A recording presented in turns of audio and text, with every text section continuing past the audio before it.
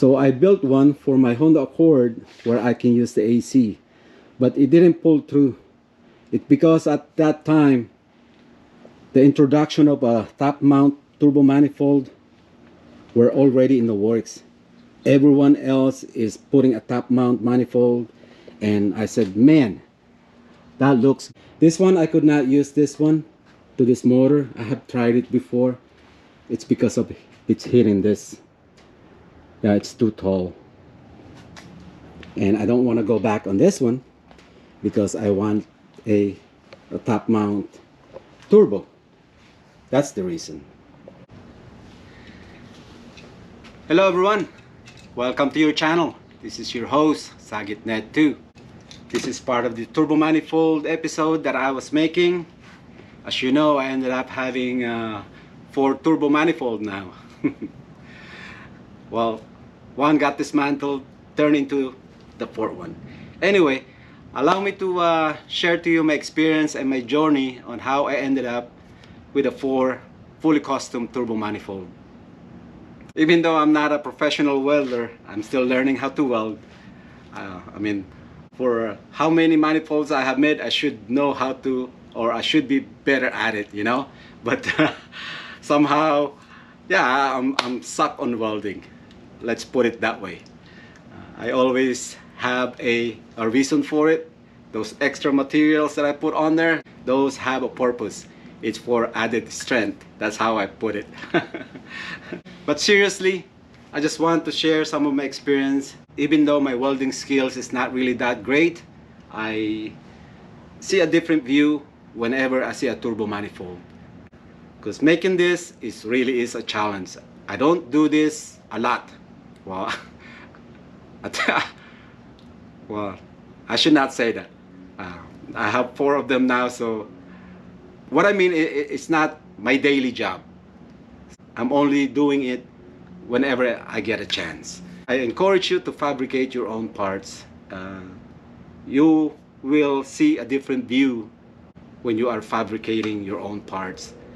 It might cost you more rather than, you know, buy a good one.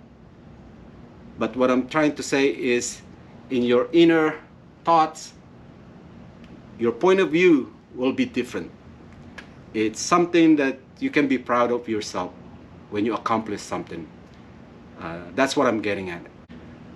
All right, I got the parts lined up there, and I'm gonna start with the first one.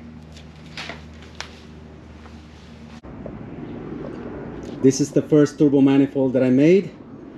My inspiration came from back in the day, which is Honda Tech, DIY turbo websites.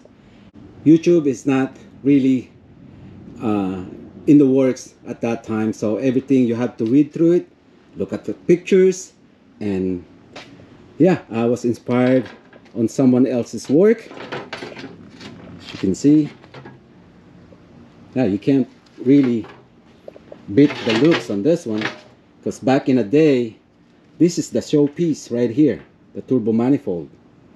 Yeah, not the turbo, but the manifold itself.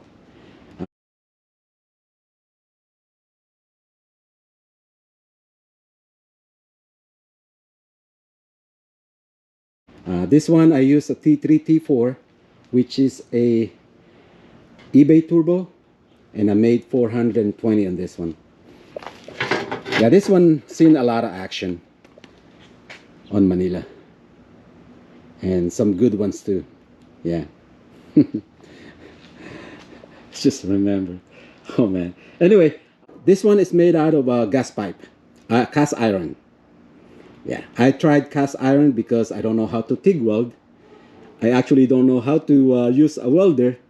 That's why I got this one from Harbor Freight.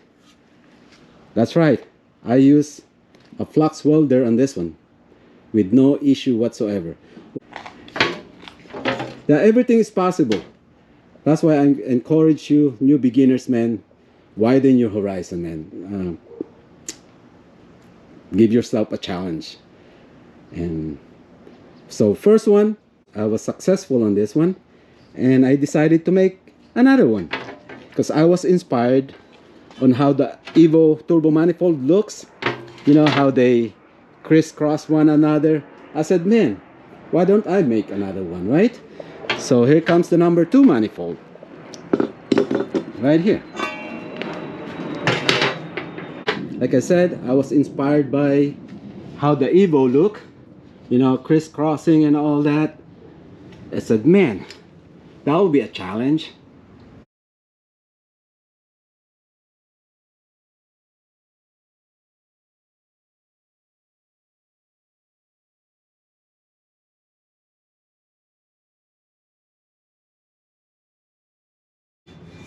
Yeah, don't mind the welds. Didn't crack or anything, but this one is made out of stainless steel. During that time, I just got a TIG welder, that one right there, and I put my noodles into this. And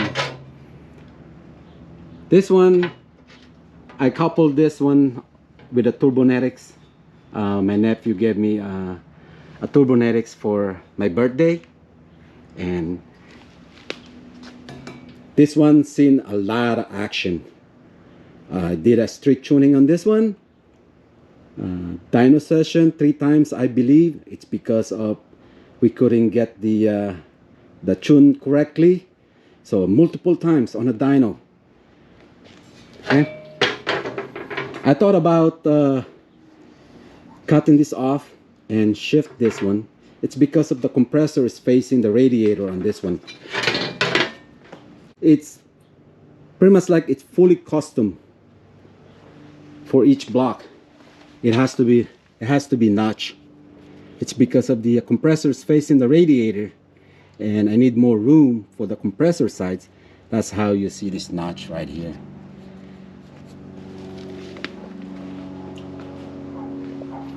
When I blew up my second block, this is what I was using. I was using this wastegate, a no-name brand. The valve failed to open. That's what happened. It overboosted, and that was the damn deal. This is where the third turbo manifold comes in, because I would like, or inspired to make one that I can use an AC. So I made another one for my Honda Accord, which turned out to be this one, which is, you have seen it, it's all cut in pieces.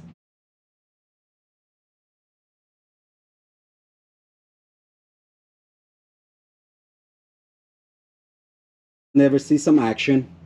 It never pulled through, because at that time YouTube is like hotcakes now. Everyone is on YouTube, and with the introduction of YouTube, I was inspired by a top-mounted turbo Civic. I said, man, I'm gonna include a picture of that car, and you're gonna see why. I mean, you could still watch it up to this day. I said, man, I wanted to make one. This is where the fourth manifold comes in.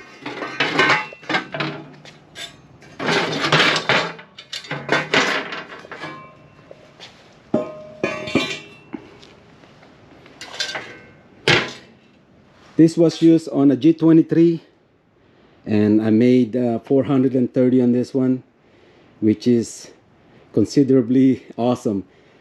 Back in the day that I was making this, my self-confidence as far as like welding is concerned is really high. Yeah, I'm not afraid of welding anymore. So I made this one, which is, you have seen it, right? On YouTube now. Test it right here.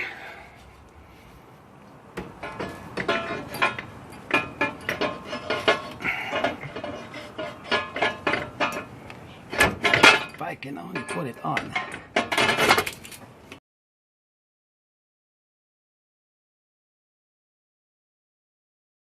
If it wasn't for that Civic that I have watched multiple times on YouTube, you know, seeing that turbo like that, said, man. So I finally made one, and yeah, it pulled through. But when I was using this, even though it made a lot of wheel horsepower, when I'm on Manila, I didn't like it because there was some issue on the motor. It's not boost creeping. Once I checked that lining on that clutch, the previous motor that was on here, yeah, I'll find out. So the third turbo, it's just been laying around here, and I said, man, I'm gonna make me another top mount turbo manifold. Might as well put it in good use, I said. So I started chopping off that in pieces, but little I know, it's gonna sit in the garage for who knows how long. It's almost 2 years, I believe. Now I finally found another motivation to make one, and might as well put it in good use. And there you go. This is the 5th turbo manifold that I made. And that summarizes the journey and my experience working or building, fabricating my turbo manifold. This one here, this is a H22 exhaust manifold flange that I cut off. And back in the day, you can get the stainless steel for like $2.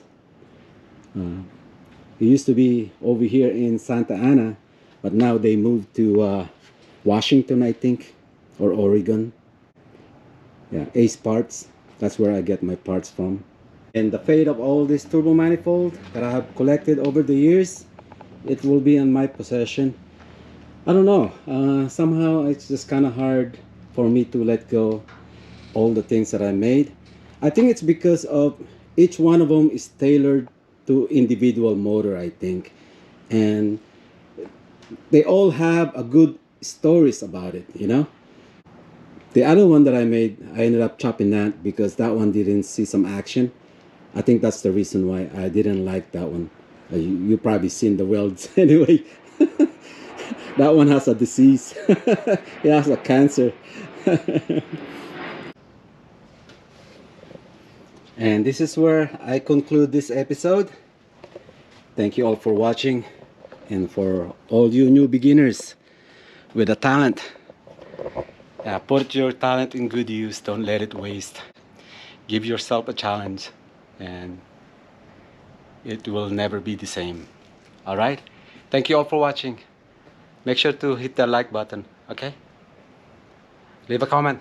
Bye everyone.